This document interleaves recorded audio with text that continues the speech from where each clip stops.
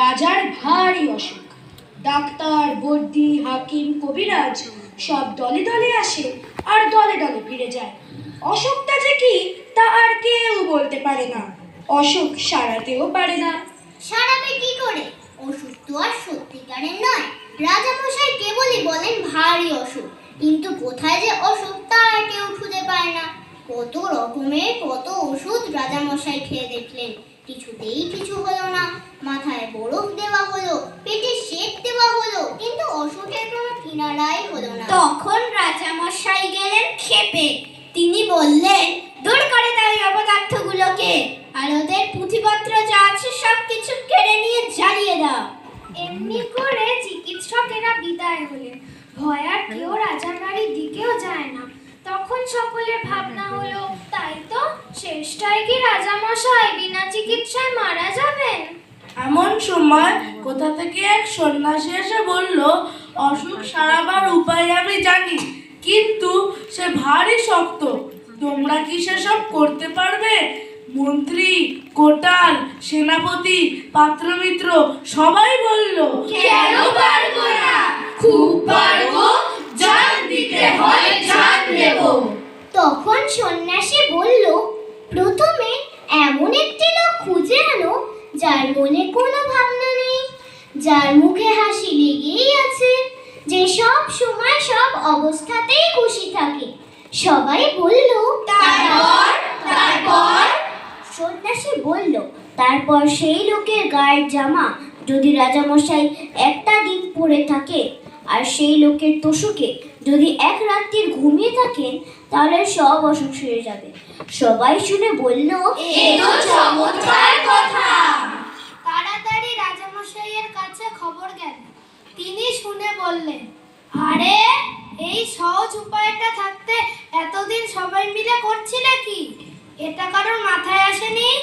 যাও এক্ষুনি খোঁজ করে সেই হাসিওয়ালা লোকটার জামা ও তোষক খুঁজে নিয়ে আসো। চারদিক লোক ছুটল। রাজ্যময় খোঁজ খোঁজ রব পড়ে গেল, কিন্তু সে লোকেরা সন্ধান পাওয়া যায় না। যে যায় সেই ফিরে আসে আর বলে, যার দুঃখ নেই, ভাবনা নেই, সর্বদাই হাসি মুখ, সর্বদাই খুশি মেজাজ, কই তেমন লোকে তো দেখা পাওয়া গেল না। সবার মুখে একই কথা। তখন মন্ত্রী মশাই রেগে বললেন, এদের দিয়ে কি কোনো কাজ হয়? এই মূর্খেরা খুঁজতেই জানে না। এই বলে তিনি নিজেই বেরোলেন সে অজানা লোকের খোঁজ করতে। বাজারের কাছে মস্ত এক দালানের সামনে তিনি দেখলেন মেলা লোক জমে গিয়েছে, আর এক বুড়ো শেঠজি হাসি মুখে তাদের চাল, ডাল, পয়সা আর কাপড় দান করছে। মন্ত্রী ভাবলেন, বা এই লোকটিকে তো বেশ হাসি খুশি দেখাচ্ছে, ওর তো অনেক টাকা পয়সাও আছে দেখছি, তাহলে ওর দুঃখই বা কিসের, ভাবনাই বা কিসের? ওরই একটা জামা আর তোষক চেয়ে নেওয়া যাক।